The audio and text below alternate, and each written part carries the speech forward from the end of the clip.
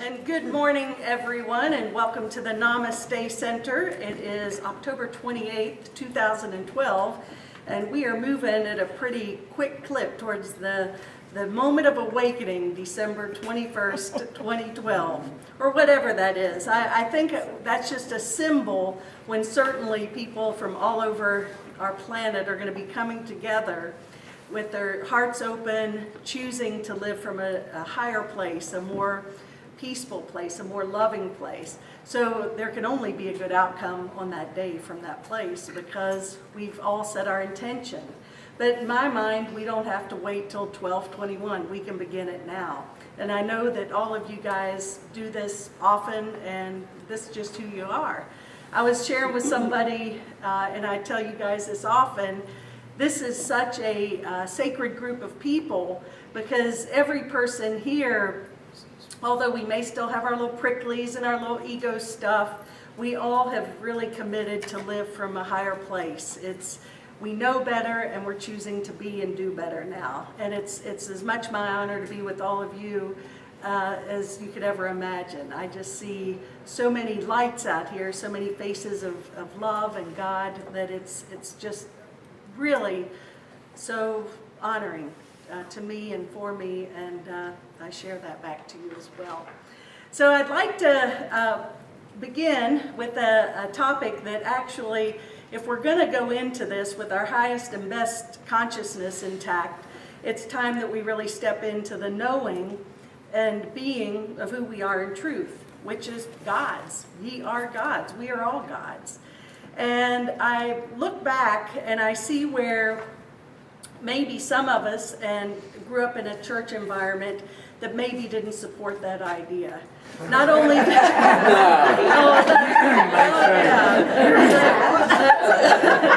yeah, more giggles, that's a good thing.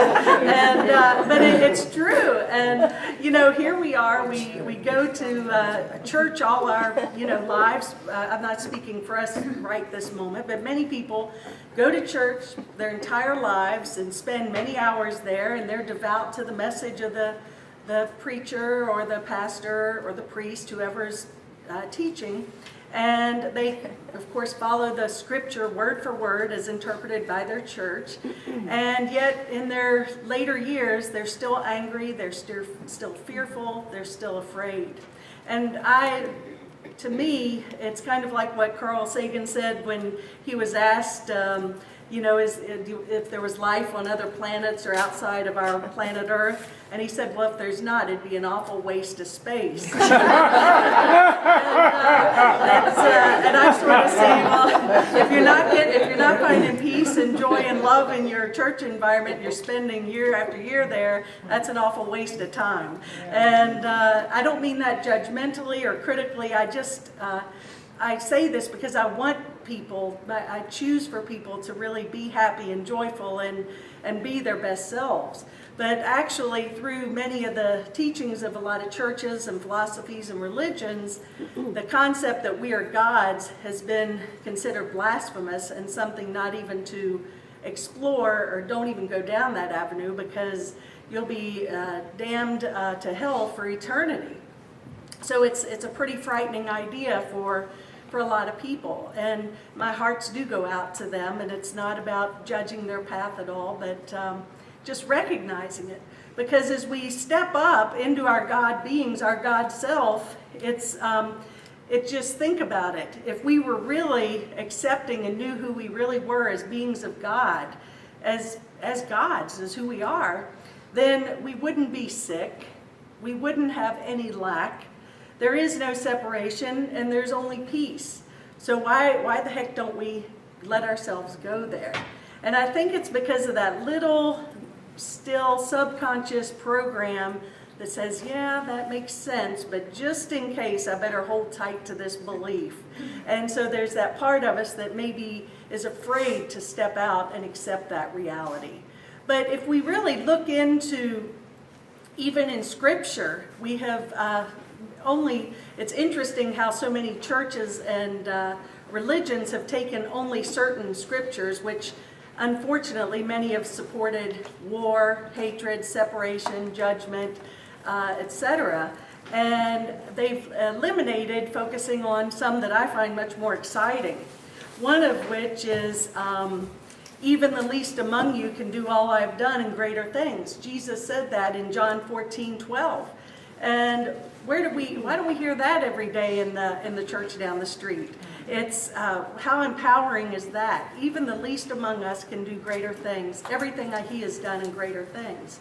Because where we really got off the mark is however Jesus was presented to us as being God's only or chosen son. So he immediately is God in a human body, and here's Jesus, here's God, here's Jesus, and here's the rest of us, the least among us. And we've always been separate from Jesus. Like we could never attain what Jesus did. He was God's chosen son. But Jesus came back 2,000 years later and said, let me give you this Course in Miracles here, and let me tell you my message as it was intended 2,000 years ago, which is, I am not the chosen son. We're all chosen. All are chosen if you choose to listen. And we've somewhere along the line been taught to believe, and through the mass consciousness, that maybe that we're not worthy. In the Catholic Church, what do you come out of the womb saying? I'm not worthy, I'm a sinner. And I mean, that's a pretty tough way to come out, like, oh, I'm not worthy. And I shared one time when my sister, I'm her daughter's goddaughter, and she's Catholic, she converted to Catholicism, and I went to the baptism, and the priest goes on to say, well, we look at baptisms as an exorcism. And I was like, wow. That was kind of like, whoa, taken back by that. I was thinking to myself, this perfect child here who is sinless, now we have to do an exorcism on her because she was born in sin. And to me, it's there again, I don't choose to judge or blame. I think it's just, generational. We come through family after family after family, deeply rooted in these programs, and but they just don't make sense to me anymore. And so I am really coming today with a fairly radical message, especially for the Hendersonville, North Carolina area, and that we are God's, that we are, and it's time we step up to that knowing, to that truth, that reality. And did you all see one of my favorite movies of all time, and we have to have it here one night on movie night, which is Shirley MacLaine's Out on a Limb. Oh, sure. I mean, read the book, saw the movie. Yeah. The movie is like 4 hours long, but it's fantastic. And it really is a sort of a story of her spiritual awakening. And boy, did she have some experiences. And of course now people either love her or think she's a nutcase. And but I'm one that loves her. I think she's a fabulous human being who's really been very courageous to come out and speak as she does. But there's one scene in the movie when her spiritual teacher, her spiritual guide, had her on the beach and he was talking, well, you are God. And she's like, don't say that. That scares me. It really freaks me out. And he said, no, you are.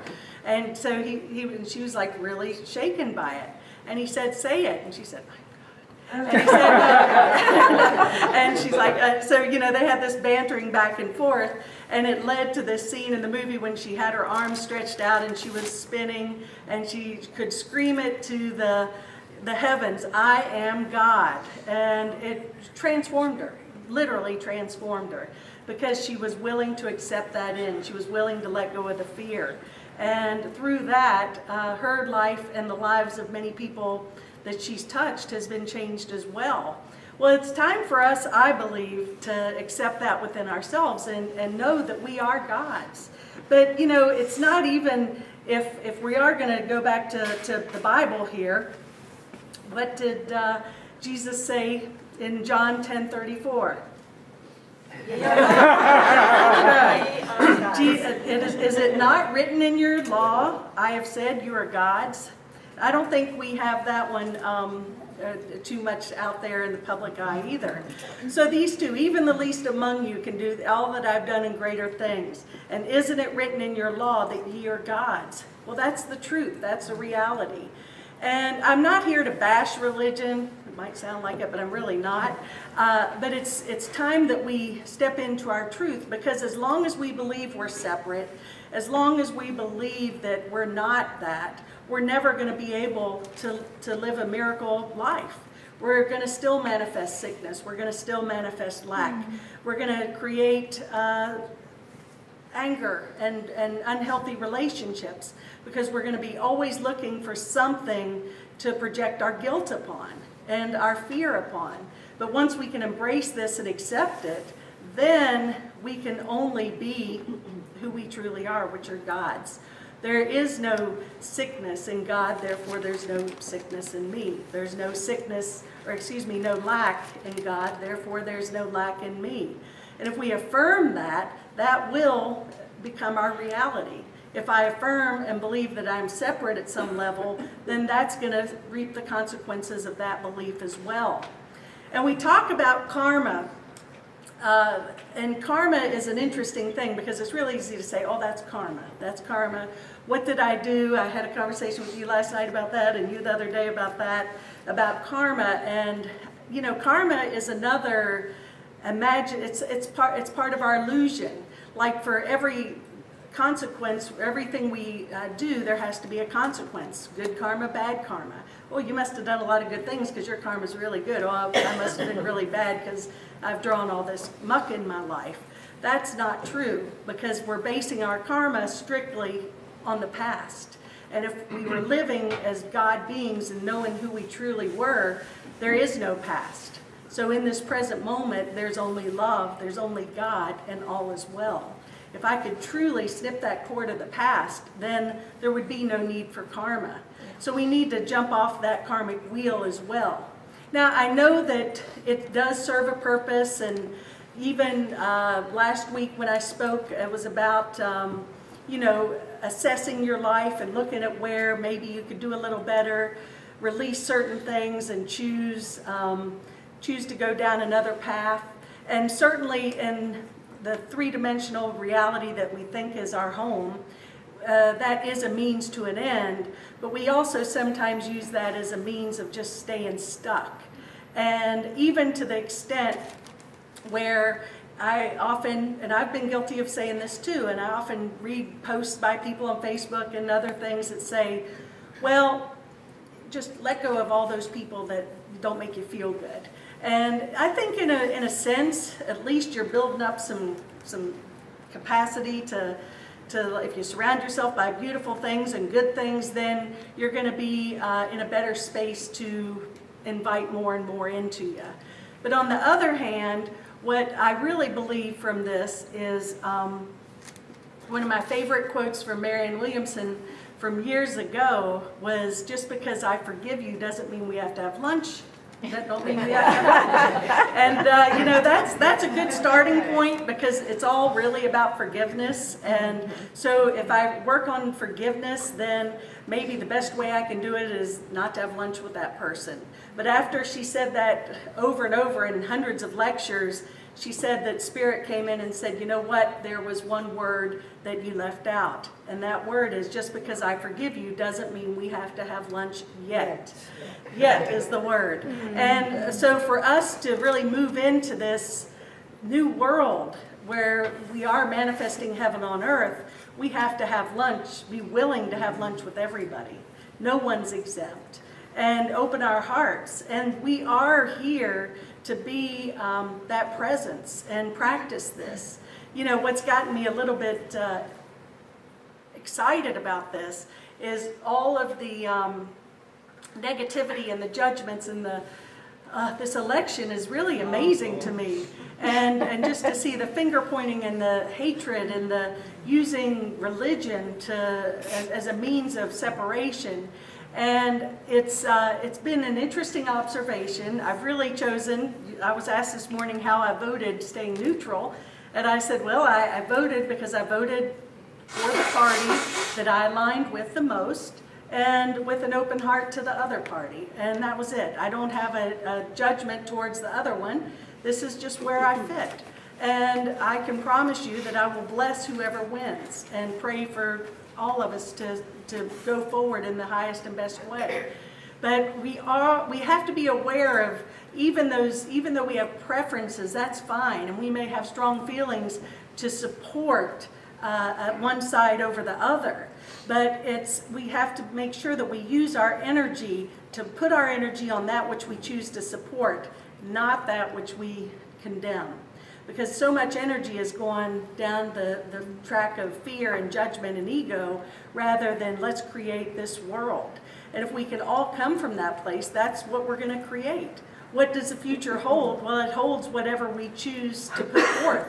Our consciousness is creating every moment. That's why the future can't be determined, because literally every moment we're creating what we're going to see in the future.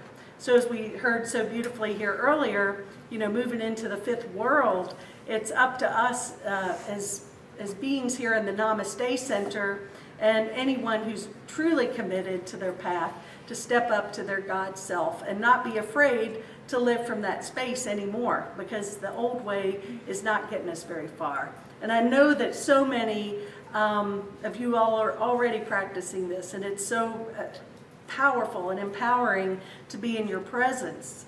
Well, one of my favorite quotes from the Course, do yourself a favor. Don't get into a political conversation with somebody, because it just gets more of those sparks flame going, okay? And don't try to convince someone who may not believe this way to see it your way, because that's not going to work either. Because a quote from A Course in Miracles says, "No evidence will convince you of the truth you do not want." So you can sit here and try to frame it and manipulate it and use these words any way you can, but that's not what it's about. I think that I love what the Course in Miracles says. We teach by demonstrating. Who we are speaks louder than anything that we can say. So we have to make sure that our energy is expressing that, and when we come from that, people are going to be affected. They can't help but be affected by that. They can't help but be touched, because when they feel that I think when we come back and we get combative, it's because we feel as if we're being judged or attacked, and we feel like we have to defend. But if we can come with an open heart and honor everybody's path, then that's how we bring peace and love and heaven here on earth. Jesus also said, "I and my Father are one," but that's also a great mantra for all of us to step into. I and my Father are one. There is no separation between me and God. We are all here in this three-dimensional world, or this illusion actually, thinking that we're separate from God, and we're playing that role out. And not only do we think we're separate from God, but the basis of that also creates the belief that we're separate from each other.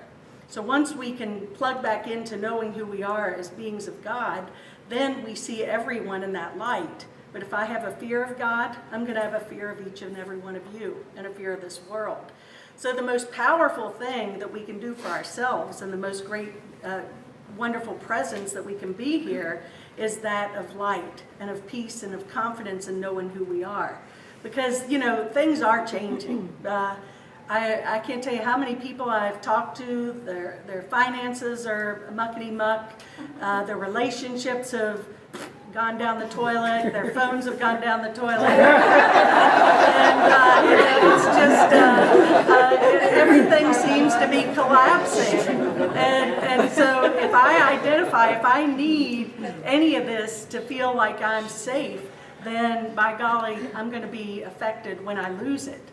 But rather, the message is to be in the world, not of it, to have that total faith and confidence that all is well, and it really is well. And if we would accept that and step into it, then we're living our mastery. And then we're teaching all the masses exactly who they are as well. Because the greatest gift we can do is to demonstrate it. So this is one of my favorite, you all have heard this a million times maybe, but as Bob Proctor, he's a motivational teacher, guru, he says repetition is the first law in learning. So, it's like when people say, well, I've heard that, done that, I want something new. I'm like, well, you know what, are you living in heaven yet? Are you really peaceful? Well, then you need to hear it again.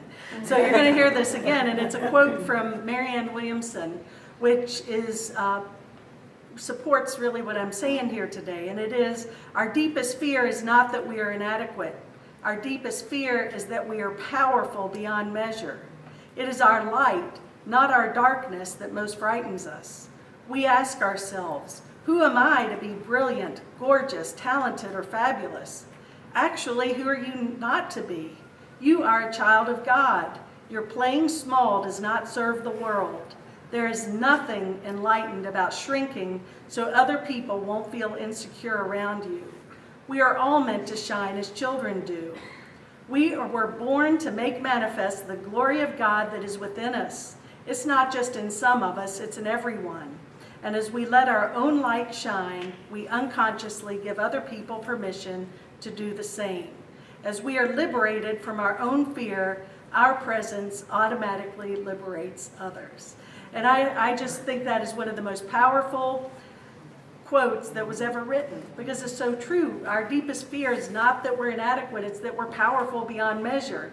There's a part of us that knows that, but there's also that program that sometimes says, don't go there, don't go there. And it's up to us to feel safe enough that we can go there now, because that's what this spiritual awakening and transformation is all about, is for us stepping into that. And as I close, I want to go into something at the very end of the lessons in A Course in Miracles, which is, what am I? And this is just so beautifully said. What am I? That's a question we all ask ourselves.